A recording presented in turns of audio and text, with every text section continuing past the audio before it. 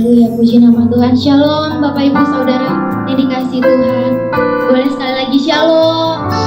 Haleluya. Boleh saat ini kita boleh lihat kanan kiri depan belakang, boleh kasih lambaian untuk saudara-saudara kita semua. Haleluya. Walaupun saat ini kita boleh beribadah dengan tetap menjaga jarak, tapi saya yakin di dalam Tuhan kasih persaudaraan kita tetap erat. Amin. Haleluya. Mari sama-sama kita mau tundukkan kepala, kita mau masuk dalam hadirat Tuhan. Kami membawa segenap kerinduan hati kami dalam nama-Mu ya Tuhan. Kami rindu untuk lebih lagi menyenangkan hati-Mu melalui pujian syukur yang akan kami naikkan dalam hadirat-Mu Bapa. Betapa kami menyadari Tuhan bahwa Engkau adalah Allah yang sangat baik dan teramat baik dalam hidup kami. Kalau apapun yang boleh terjadi dalam kehidupan kami ya Bapa, kami percaya bahwa Engkau Allah yang tidak pernah meninggalkan kami sedetik pun ya Tuhan. Haleluya, haleluya. Kami siap untuk lebih lagi menaikkan syukur kami dalam nama-Mu. Haleluya.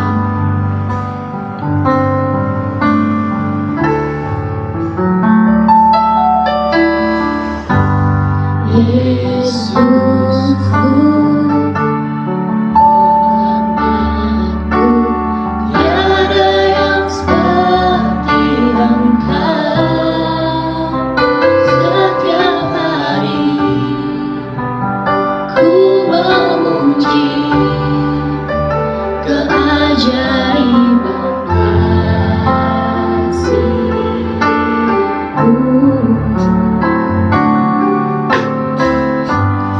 Penghibur,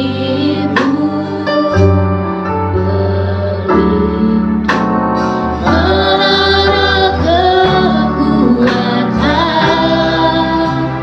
Biarlah semua yang bernafas tak berhenti menyembahmu.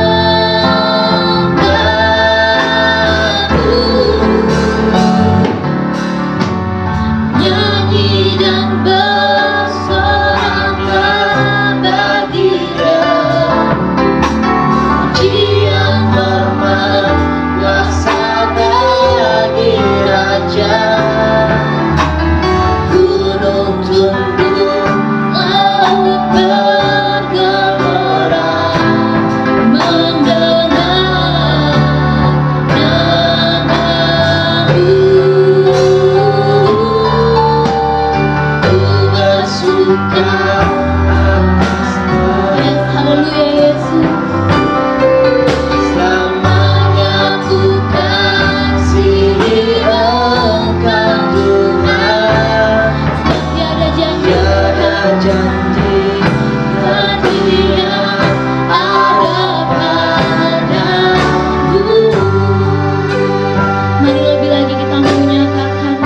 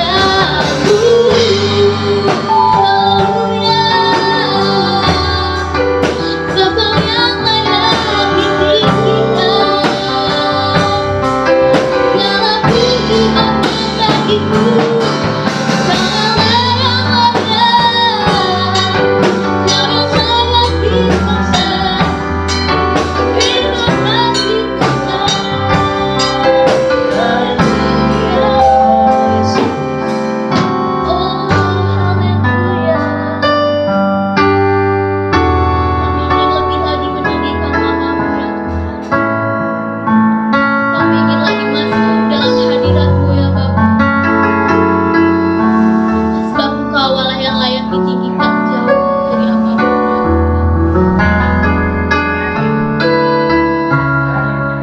Haleluya, haleluya Yesus.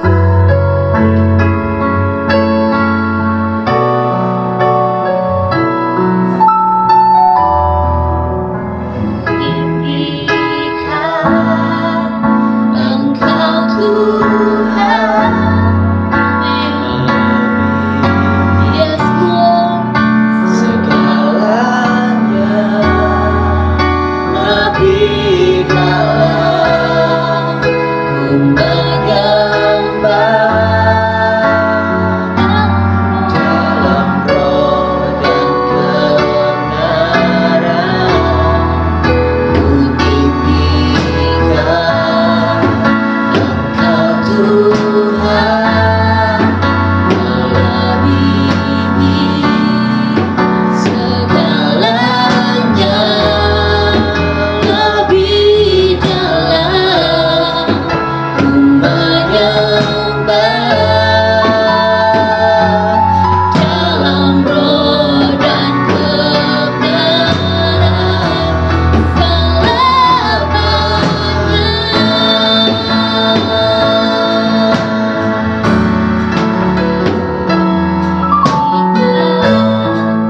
Engkau Tuhan, melebihi Inilah kerinduan dari setiap hati kami, Tuhan. segalanya, lebih dalam ku menyembah di dalam roh dan kebenaran. Ku tinggikan Engkau Tuhan, melebihi segalanya, lebih dalam ku menyembah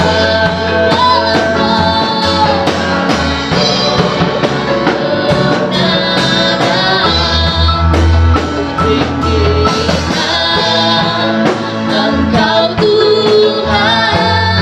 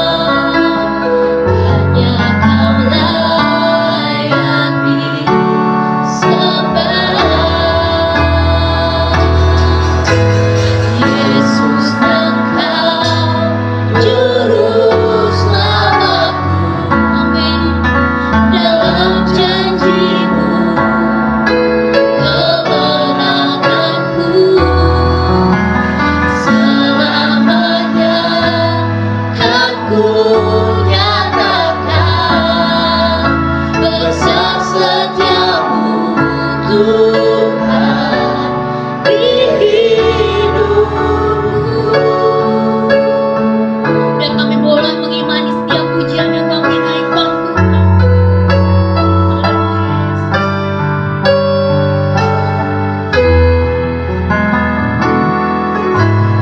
Walau ku harus berjalan Dalam pembekalan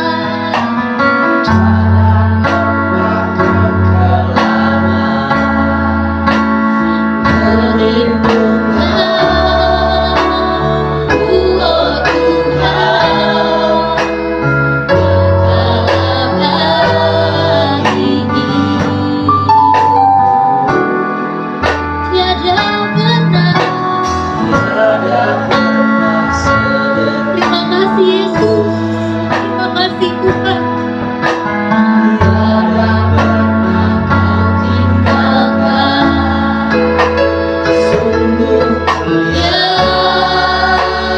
Dan sempurna hanya Kau yang layak disembah.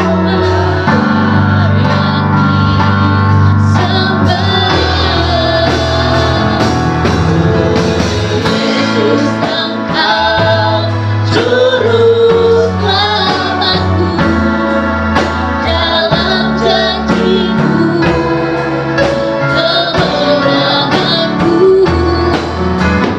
selamanya kan ku nyatakan besar setiamu Tuhan di hidupku.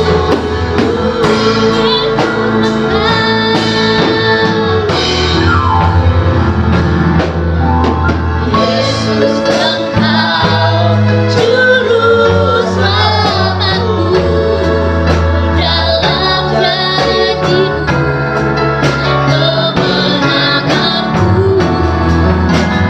selamanya kan ku nyatakan besar setiamu Tuhan di hidupku.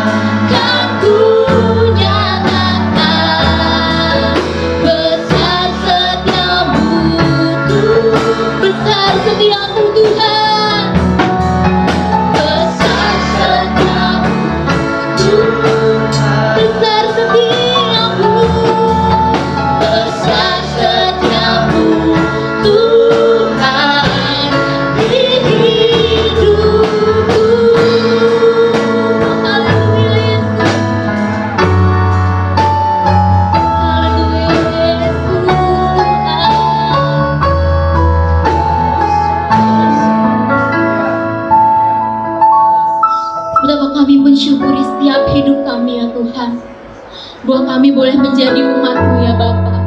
Boleh kami memiliki karya keselamatan yang nyata Tuhan. Haleluya Yesus, haleluya Yesus. Terima kasih Tuhan, terima kasih untuk setiap kasih-Mu yang boleh terus mengalir dalam kehidupan kami Bapa. Bahkan di saat masa-masa tersulit sekalipun Tuhan, saat kami boleh terus berpegang teguh dalam iman-Mu ya Bapa, kami percaya kasih-Mu tidak akan pernah lepas dari kehidupan kami ya Bapa. Sebab Engkau juru selamat kami yang hidup, sebab karya keselamatan-Mu dan janji-Mu nyata dalam hidup kami ya Bapa. Haleluya, haleluya Yesus. Biarlah Tuhan kalau sebentar hamba-Mu akan berbicara mengenai perkataan dan firman-Mu Tuhan. Kami yakin dan percaya Tuhan, firman-Mu, perkataan-Mu mampu menguatkan hidup kami. Kami yang lemah akan Engkau kuatkan Tuhan. Kami yang berbeban berat akan Engkau pulihkan Tuhan. Kami yang dalam pergumulan akan Engkau bebaskan ya Bapa. Segala sakit penyakit Tuhan Engkau sembuhkan saat ini ya Bapa. Terima kasih Tuhan, terima kasih Yesus. Berbicaralah bagi kami melalui hamba-Mu Tuhan. Mari yang siap mendengarkan firman Tuhan sama-sama kita katakan amin.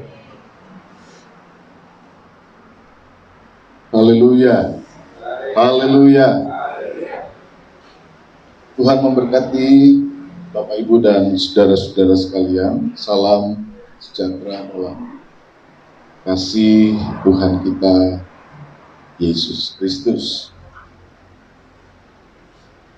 Pagi ini Bapak Ibu dan saudara sekalian, kita akan masuk dalam pembahasan yang baru. Setelah hampir 1 bulan lebih kita membahas surat 2 Petrus pasal 1 ayat 10 dan kemudian kita kembangkan dalam ayat yang kelima sampai ayat yang ke-9.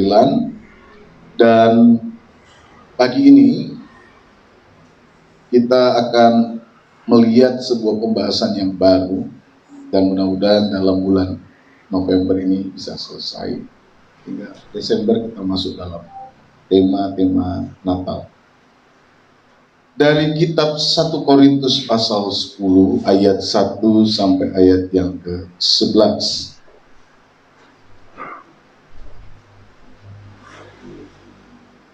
Surat 1 Korintus pasal 10 mulai ayat 1 sampai ayat yang ke-11. Demikian pembacaan firman Tuhan. Aku mau supaya kamu mengetahui, saudara-saudara, bahwa nenek moyang kita semua berada di bawah perlindungan awan dan bahwa mereka semua telah melintasi laut untuk menjadi pengikut Musa. Mereka semua telah dibaptis dalam awan dan dalam laut. Mereka semua makan makanan rohani yang sama dan mereka semua minum minuman rohani yang sama.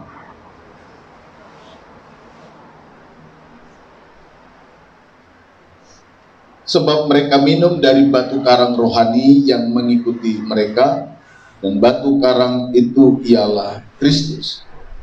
Tetapi sungguh pun demikian, Allah tidak berkenan kepada bagian yang terbesar dari mereka, karena mereka ditewaskan di padang gurun. Semuanya ini telah terjadi sebagai contoh bagi kita, untuk memperingatkan kita supaya jangan kita menginginkan hal-hal yang jahat seperti yang telah mereka perbuat, dan supaya jangan kita menjadi penyembah-penyembah berhala sama seperti beberapa orang dari mereka. Seperti ada tertulis, maka duduklah bangsa itu untuk makan dan minum, kemudian bangunlah mereka dan bersukaria. Janganlah kita melakukan percabulan seperti yang dilakukan oleh beberapa orang dari mereka, sehingga pada satu hari telah tewas 23.000 orang.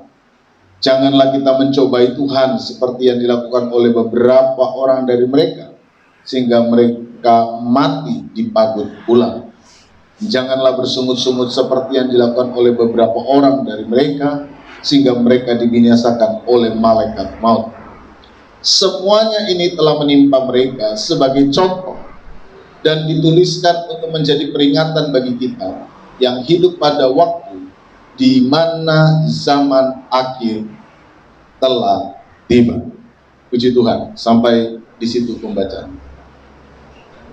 Saudara, pagi ini kita akan belajar tentang faktor-faktor kegagalan kehidupan orang beriman. Nah, saudara, mengapa kemudian kita perlu untuk belajar hal ini?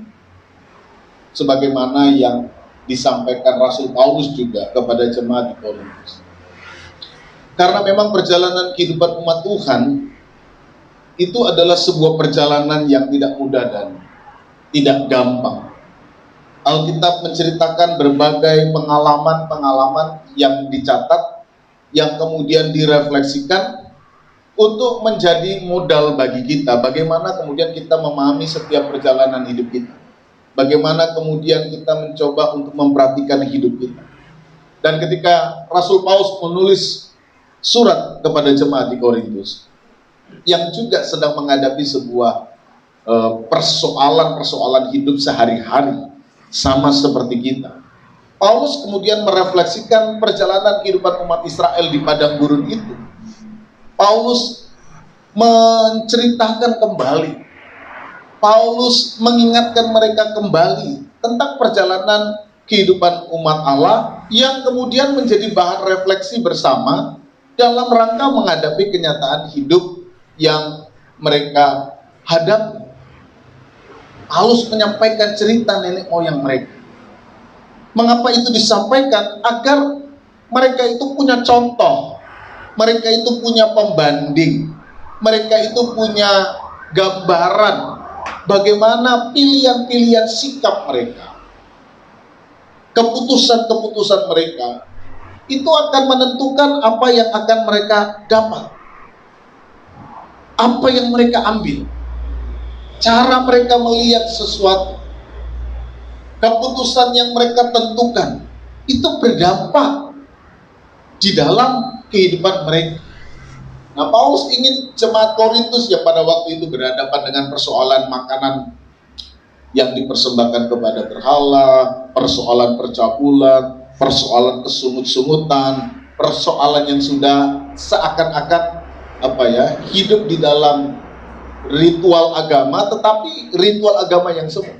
Nah, menghadapi kenyataan ini, Paulus kemudian mengajak mereka, ayo coba kita lihat apa yang terjadi dengan nenek moyang kita, dan apa yang kemudian mereka ambil, bagaimana cara mereka melihat, bagaimana cara mereka menarik sebuah kesimpulan, bagaimana kemudian mereka mengambil sebuah keputusan yang ternyata berdampak. Nah, pagi ini kita juga akan belajar dari Paulus. Bagaimana kemudian Paulus menjelaskan kepada jemaat Korintus, penjelasan itu juga yang kemudian pagi ini mau kita jadikan cermin bagi kita. Pagi ini mau kita jadikan seperti sebuah bahan untuk kita berefleksi. Bagaimana kemudian kita juga menghadapi kehidupan kita hari ini. Saudara, di dalam bagian ini Paulus menunjukkan kegagalan-kegagalan utama dari perjalanan kehidupan umat Allah. Kegagalan-kegagalan utama yang ditunjukkan oleh Paulus, yang dari dalamnya kita akan belajar bagaimana kemudian Paulus mengingatkan jemaat tentang pentingnya arti bagaimana kita memahami diri kita. Saudara, kalau kita kemudian melihat kembali bacaan kita tadi, Paulus kemudian memulai percakapan ayat 1 itu dengan menunjukkan kepada jemaat hal-hal apa yang mereka perlu ketahui dari pengalaman nenek moyang mereka. Sebab dari sana nanti Paulus kemudian mulai menjelaskan persoalan-persoalan yang terjadi dalam kehidupan nenek moyang mereka. Pertama, Paulus menjelaskan tentang pengalaman-pengalaman rohani mereka itu. Di dalam ayat yang kita baca, Paulus menceritakan bahwa nenek moyang mereka itu sebenarnya adalah kelompok umat yang sudah menikmati karunia Allah. Mereka itu ada di dalam perlindungan tiang awan, tiang api. Mereka itu sudah menikmati karya pembebasan dari Allah. Mereka itu sudah menikmati pertolongan dari Allah. Di dalam bahasa sederhana Rasul Paulus ingin katakan mereka itu sudah menerima karunia Allah. Itu nenek moyang. Mereka sudah menerima karunia Allah. Paulus katakan demikian. Orang Israel sudah menerima karunia Allah. Mereka sudah dibebaskan dari Mesir.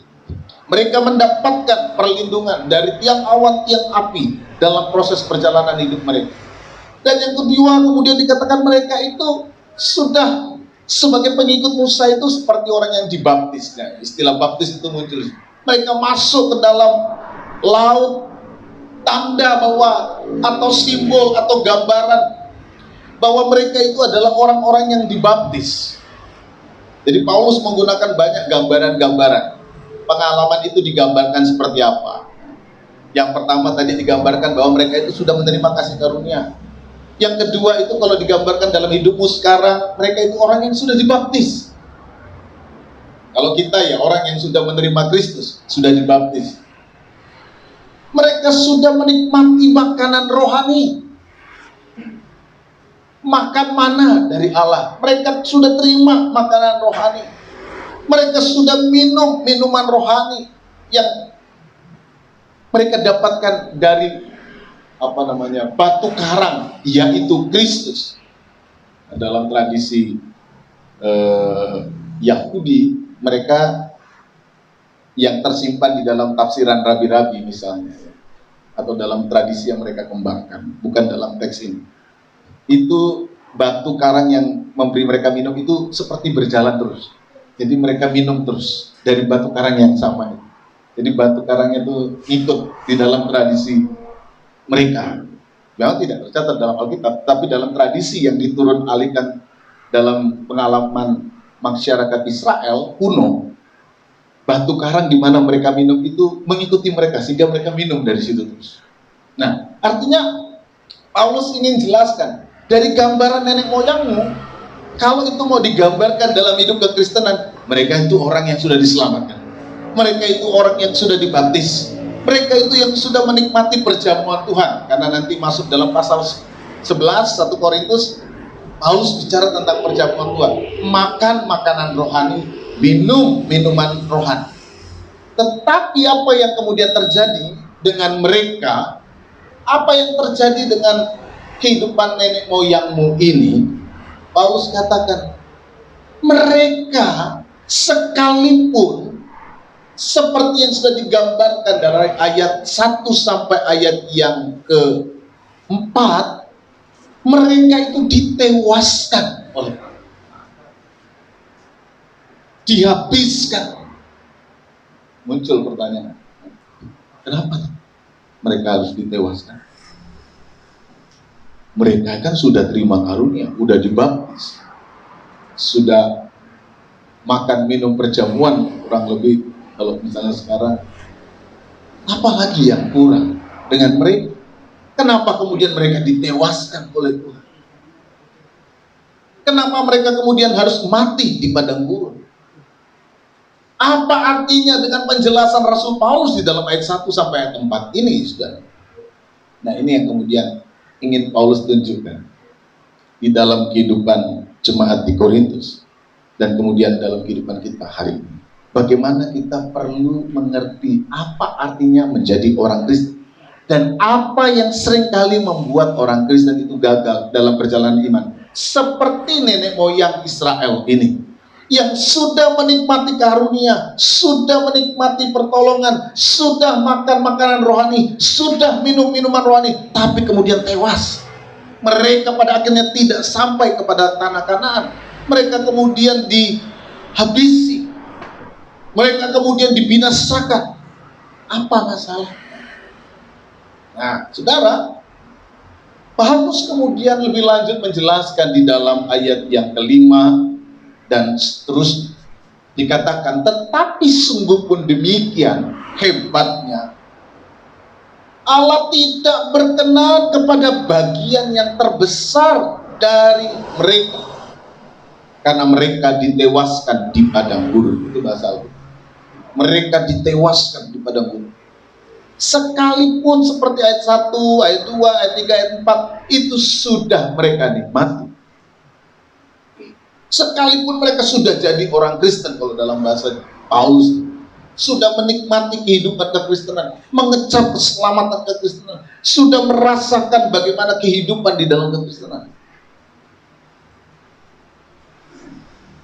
Tetapi sungguh pun demikian, Allah tidak berkenan kepada bagian orang-orang Kristen. Nah, ada beberapa hal yang kemudian dalam beberapa minggu ini akan kita bahas, tetapi untuk hari ini saya akan menunjukkan kepada saudara beberapa hal yang perlu untuk kita lihat bersama. Pertama-tama, Paulus ingin menegaskan bahwa menjadi orang Kristen atau menjadi pengikut Kristus itu bukan saja atau itu tidak sama dengan orang yang sekedar melakukan ritual kekristenan.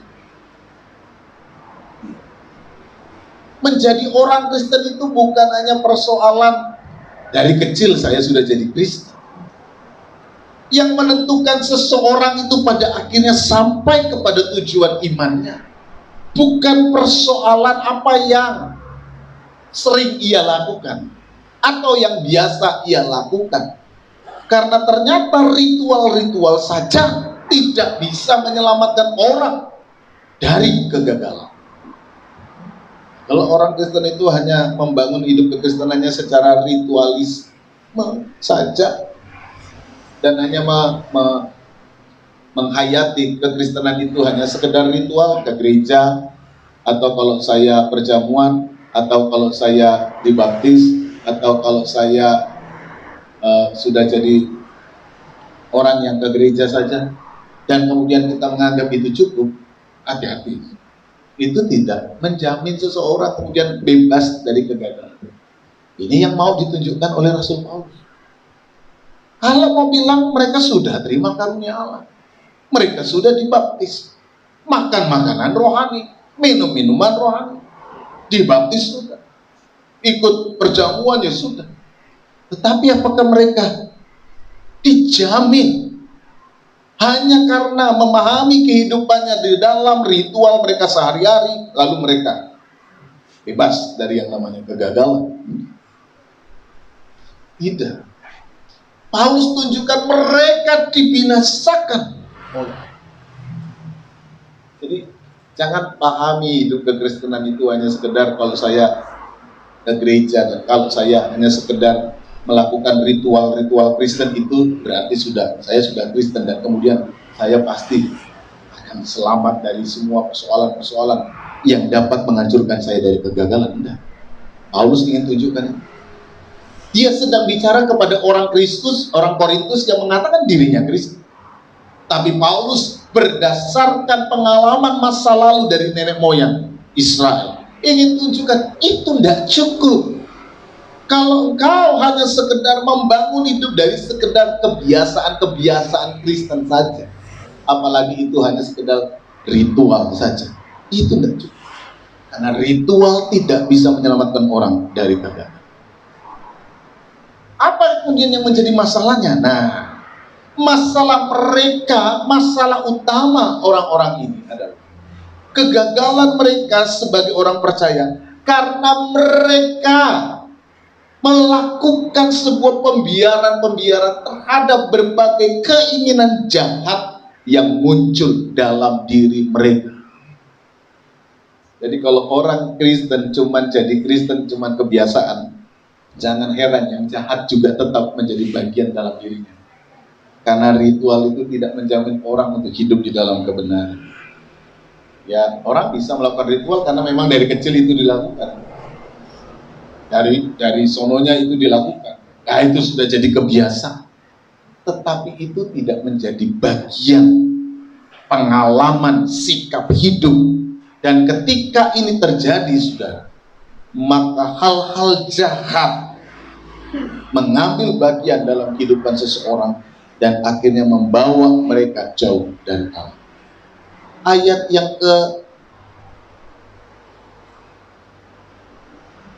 6 dikatakan demikian. Semuanya ini telah terjadi sebagai contoh bagi kita, untuk memperingatkan kita, untuk wanti-wanti,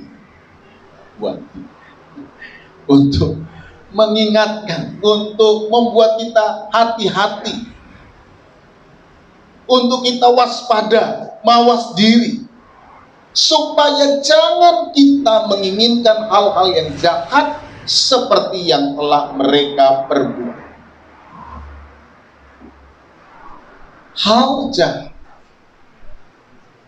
dapat muncul di dalam kehidupan orang Kristen yang hanya membangun kekristenan secara ritual saja, tetapi tidak menyentuh sampai kepada aspek terdalam dalam diri. Jadi kalau kita hanya jadi orang Kristen dan menyibukkan diri pada ritualisme, ini bisa muncul. Apalagi ritualnya hanya terjadi di luar diri kita, bukan di dalam diri kita. Apa yang dilakukan di luar diri kita seharusnya menjadi pancaran dari dalam hati kita. Ritual yang terdalam dan yang paling sejati itu adalah apa yang ada dalam diri kita. Makanya tidak salah kalau Rasul Paulus katakan dalam Roma pasal 12 ayat 1 bahwa persembahan yang sejati itu apa? Persembahan tubuh. Ketika ritual di altar, di mezbah itu terjadi di dalam dirimu. Ketika altar kehidupan itu adalah diri kita sendiri. Altar yang kemudian ada di dalam diri kita ini akan menghiasi kehidupan kita. Kalau itu persembahan, maka hidup kita ini menjadi persembahan. Tapi kalau orang hanya sekedar membangun altar di luar hidupnya dan bukan pancaran hidupnya, yang terjadi seperti ini. Mereka menikmati karunia Allah. Mereka secara iman sudah dibaptis, mereka makan makanan rohani, minum minuman rohani, tetapi kemudian mereka masih terjebak dengan keinginan jahat. Nah, ini masalah apa, saudara? Ketika di altar mereka mempersembahkan sesuatu yang kudus dengan semua bentuk kekudusan lahiriah, kenapa di dalam kemudian muncul sebuah kejahatan? Berarti kan ada sesuatu yang menjadi jarak. Jaga jarak. Nah, tapi kalau persoalannya nggak boleh jaga jarak antara apa yang diimani dengan apa yang diwujudkan, itu harus menjadi satu kesatuan. Ini yang namanya integritas. Antara apa yang diyakini, antara apa yang diimani, antara apa yang dipersembahkan, antara apa yang dikorbankan dengan bagaimana sikap hati yang mengorbankan, bagaimana perwujudan korban di dalam kehidupan sehari, itu seharusnya tidak berbeda. Ini yang namanya integritas. Nah, kalau kemudian mereka melakukan hal-hal rohani, tapi keinginan-keinginan jahat itu masih mereka biarkan dan berkembang dalam diri mereka, kan tidak konsisten, kan? Contohnya, Bapak Ibu mungkin katakan kepada seseorang atau kepada anak, jangan bohong, tapi kita sendiri kemudian bohong. Ini kan tidak konsisten. Bisa. Atau kita katakan harus rajin baca Alkitab, tapi kita yang tidak pernah baca Alkitab, kan tidak konsisten. Rajin berdoa, tapi ya kita tidak pernah berdoa, tidak konsisten. Jadi ketika kehidupan yang mau dibangun itu berbeda dengan apa yang dilakukan, terjadi yang seperti itu. Umat Israel terjebak karena mereka membiarkan keinginan-keinginan yang jahat dalam diri mereka, dan akhirnya mereka dibinasakan oleh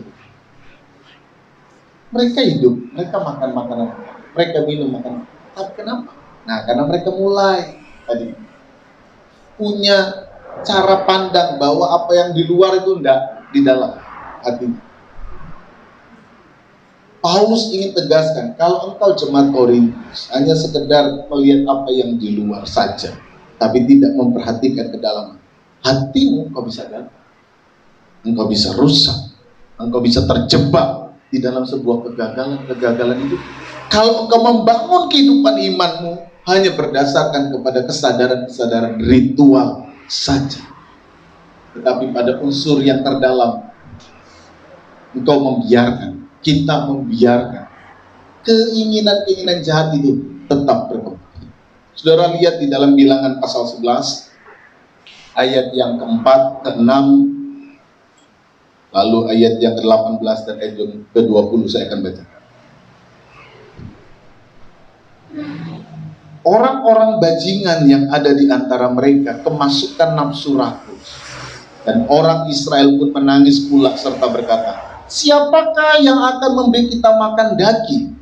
Kita teringat kepada ikan yang kita makan di Mesir dengan tidak bayar apa-apa, kepada mentimun dan semangka, bawang prei, bawang merah, dan bawang putih. Tetapi sekarang kita kurus kering, tidak ada sesuatu apapun kecuali mana ini saja yang kita lihat. Tetapi kepada bangsa itu haruslah kau katakan, kuduskanlah dirimu untuk besok, ayat 18.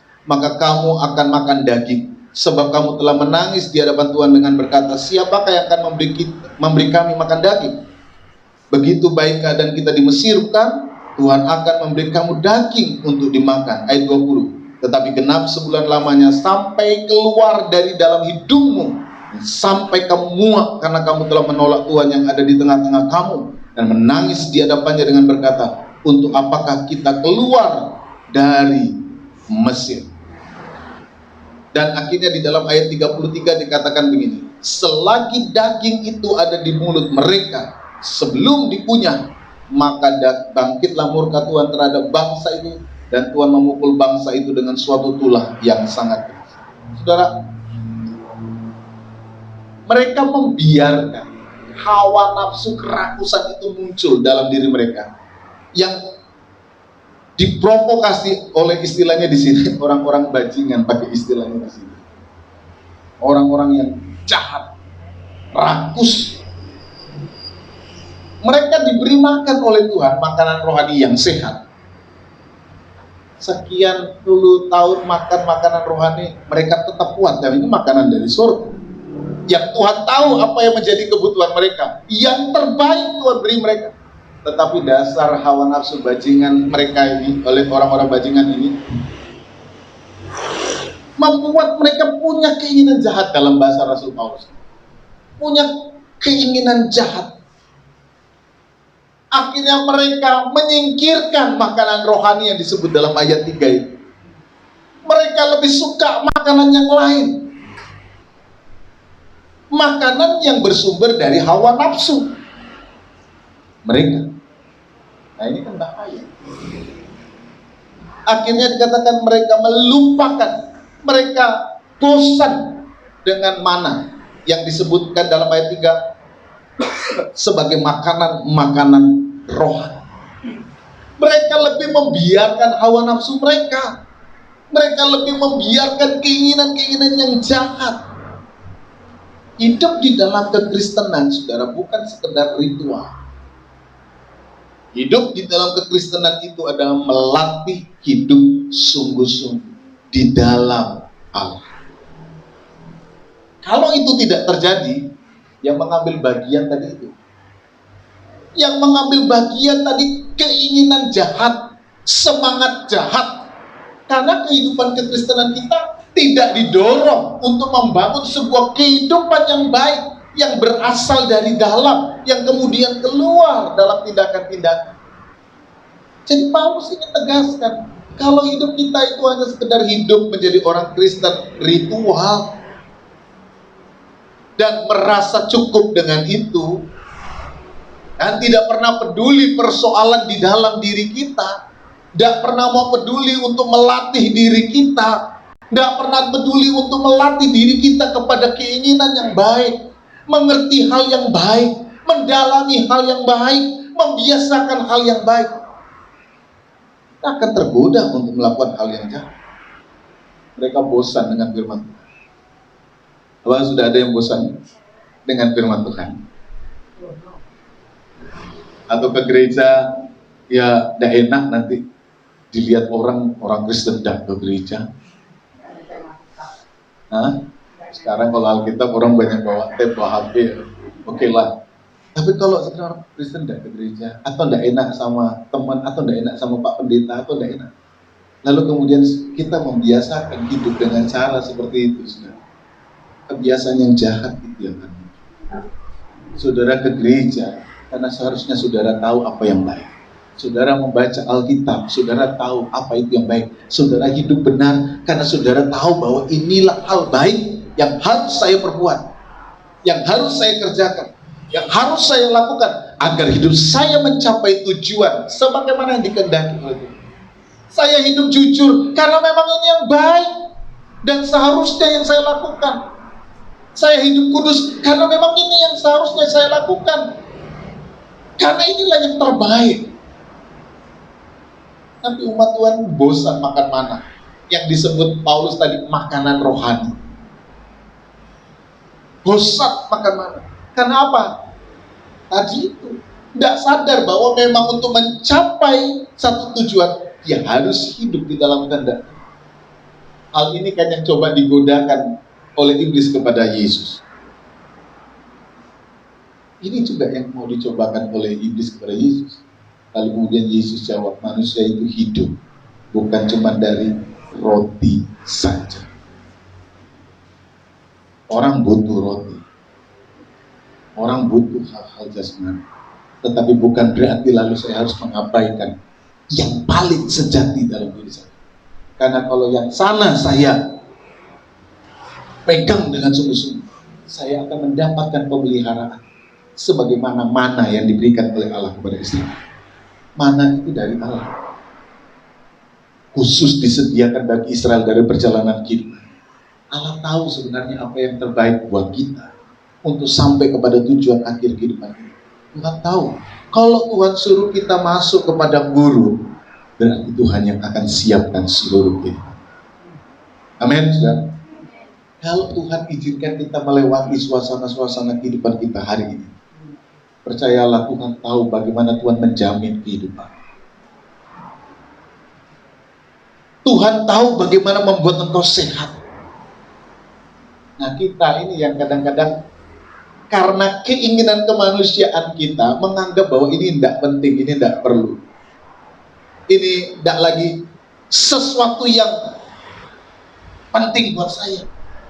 Karena kita lebih didorong oleh keinginan-keinginan yang sebenarnya dipengaruhi oleh hal-hal yang ada di luar keyakinan iman kita. Dan itu kita beri tempat. Ketika orang Israel memberi tempat kepada hasutan yang disebut tadi dengan orang-orang bajingan di kelompok mereka, nafsu mereka muncul. Mereka akhirnya nangis. Yang awalnya tidak mikir bawang pre, bawang putih, bawang merah, udah tidak pernah mikir itu karena mereka tahu Tuhan sudah menolong mereka dan mau mendorong, membawa mereka kepada tujuan kehidupan mereka. Akhirnya mereka mikir, wah di Mesir itu enak, kita punya ini, punya itu, lengkap bumbu-bumbu. Apa yang teriak-teriak ini ibu-ibu kok yang suka masak gitu. Kok yang diingat bawang pre, bawang apa? Bawang putih, bawang merah.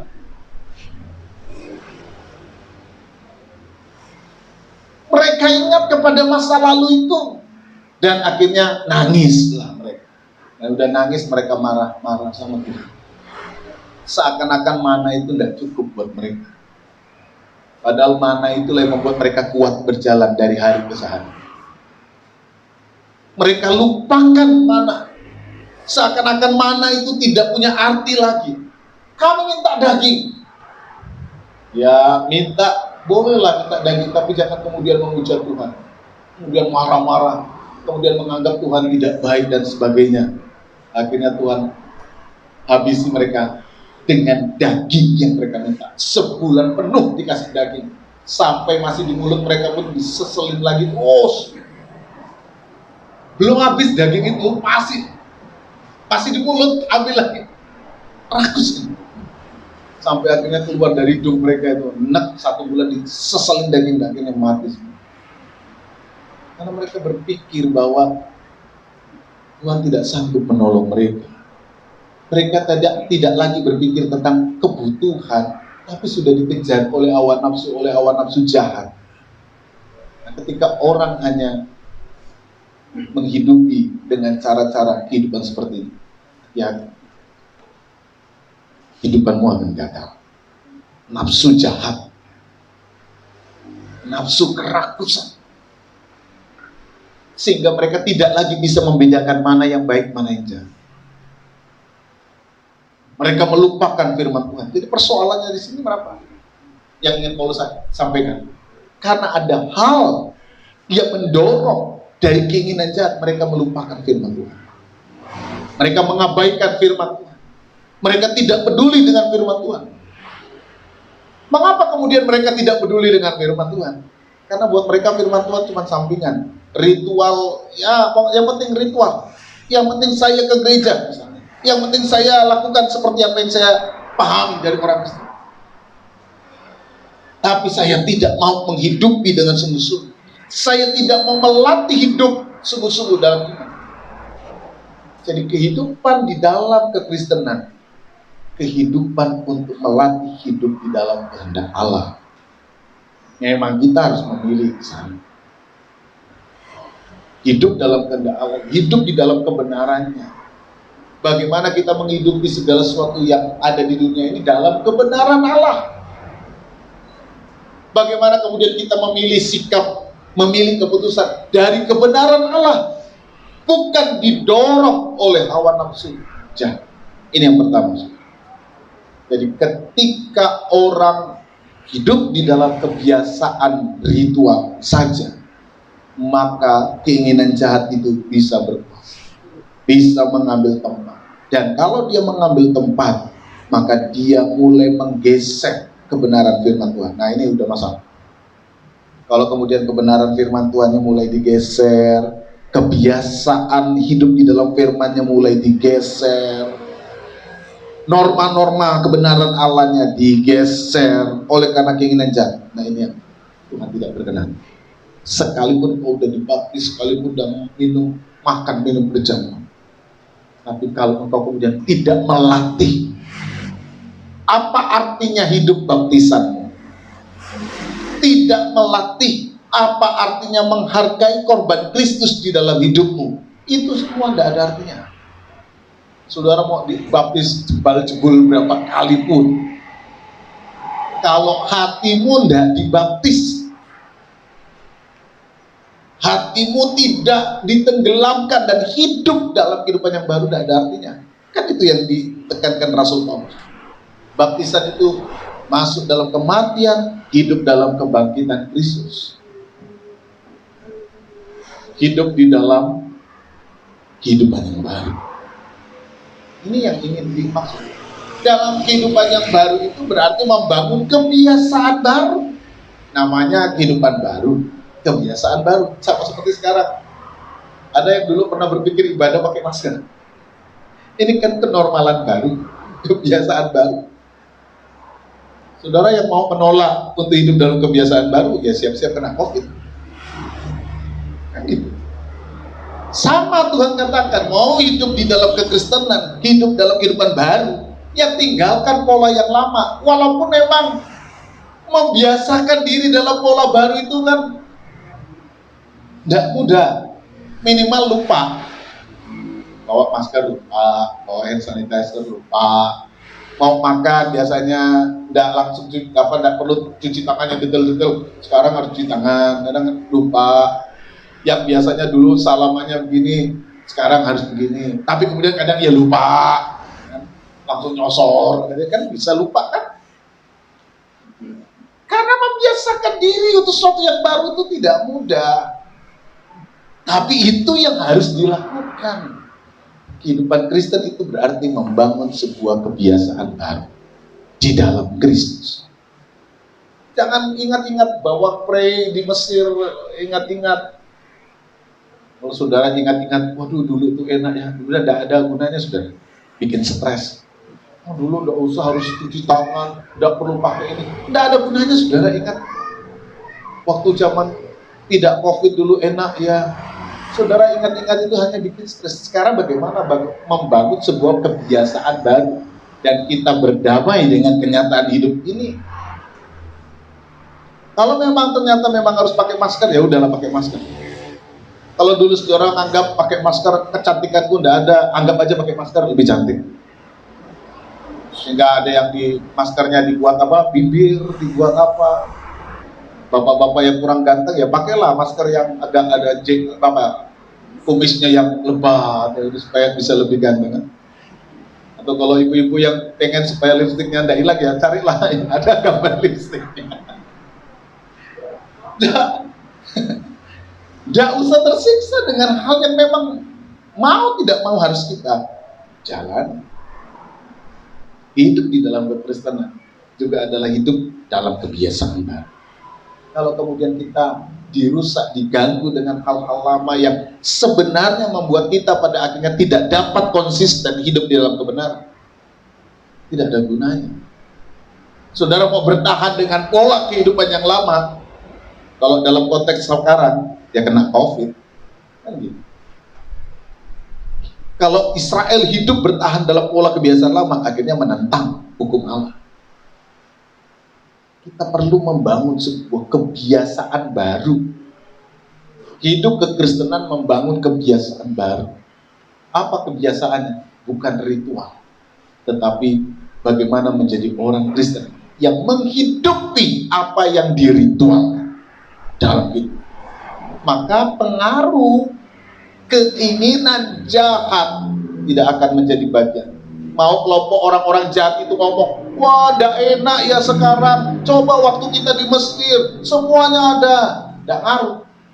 Sama seperti kalau orang dunia atau orang-orang yang tidak pernah mengenal kebenaran lalu mempengaruhi saudara hidup di dalam ketidakbenaran, saudara juga tidak akan ngaruh dengan hal-hal seperti itu, karena engkau punya kebiasaan baru, engkau punya target baru, engkau punya pola baru, dan engkau meyakini bahwa pola itulah yang menjamin saudara sampai kepada tujuan yang dikehendaki oleh Allah.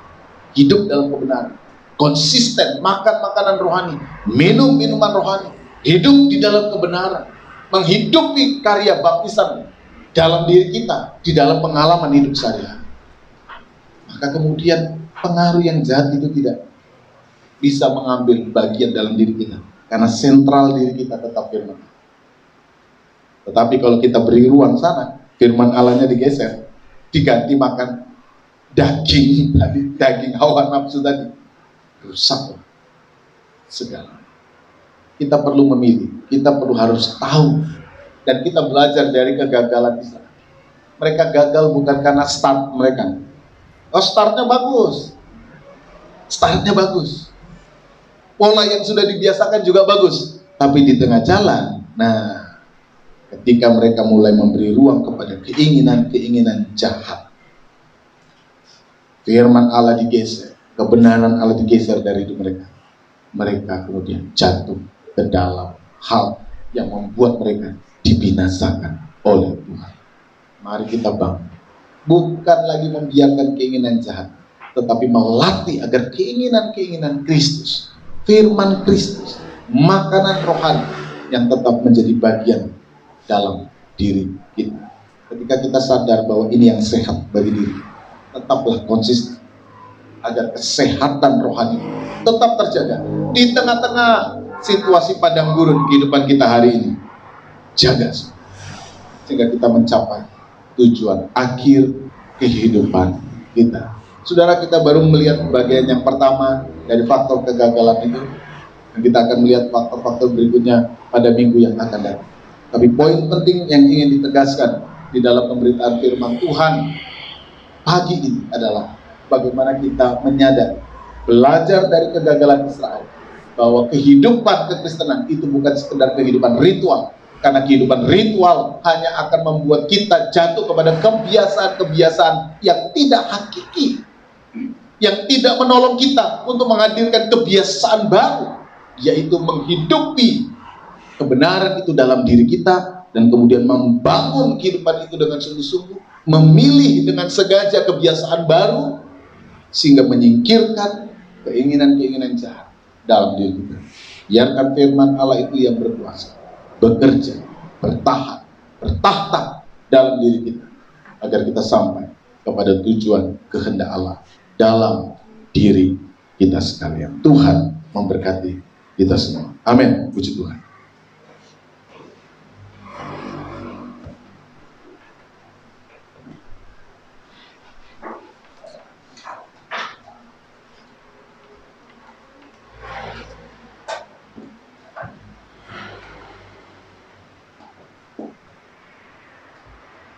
Haleluya, kita telah sama-sama mendengarkan kebenaran firman Tuhan. Mari saya undang Bapak Ibu untuk bangkit berdiri.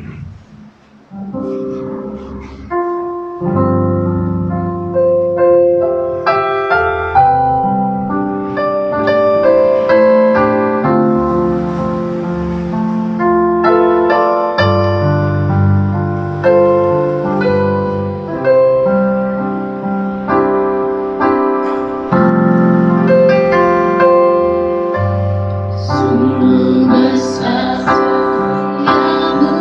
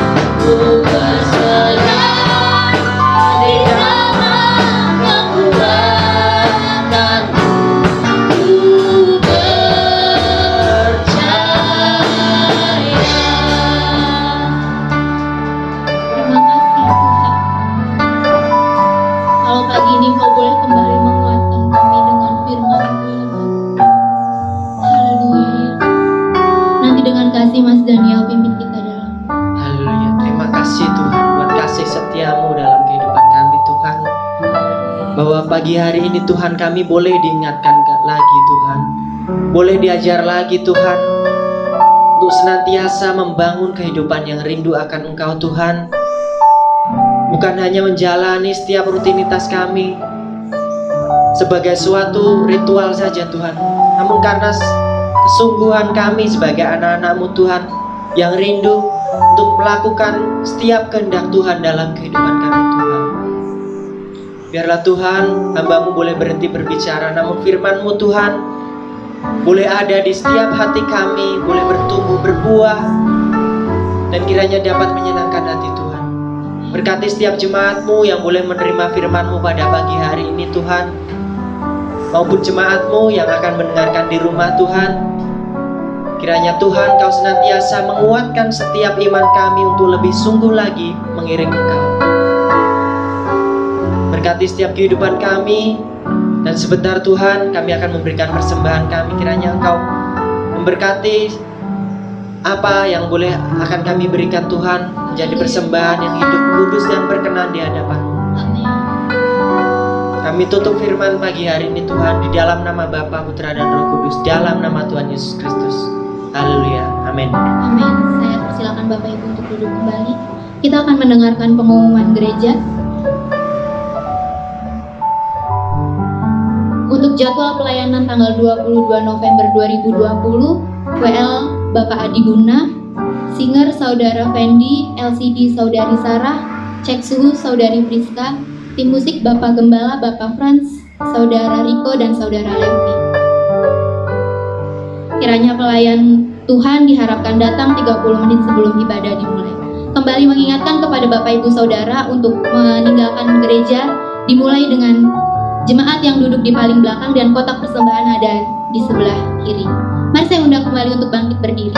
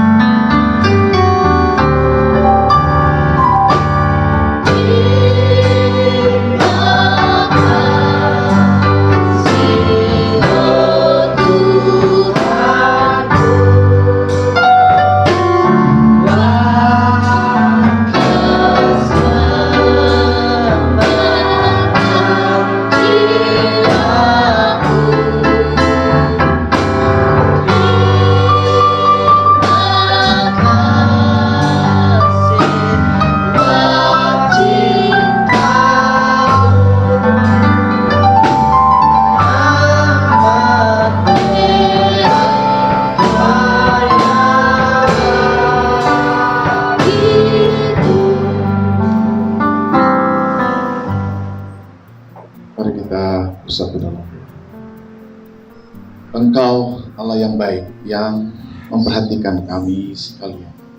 Hidup kami ada di dalam tangan-Mu, hidup kami ada di dalam Engkau. Engkau selalu mengajari kami, Engkau selalu memimpin kami, Engkau tidak pernah membiarkan kami. Ketika Engkau mengizinkan apapun terjadi dalam hidup kami, Engkau selalu memperlengkapi kami dan menguatkan kami.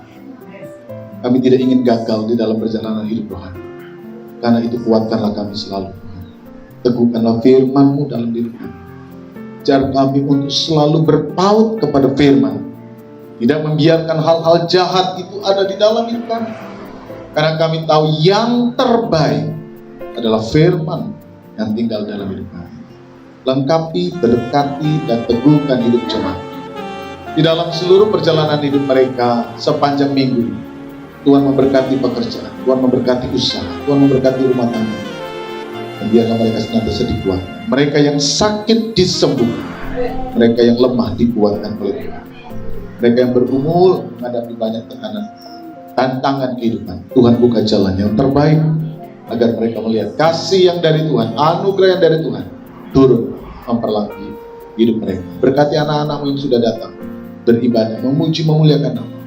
Mereka yang sudah mengambil bagian di dalam seluruh pelayanan, Engkau kiranya memberkati setiap persembahan yang mereka berikan kepadamu.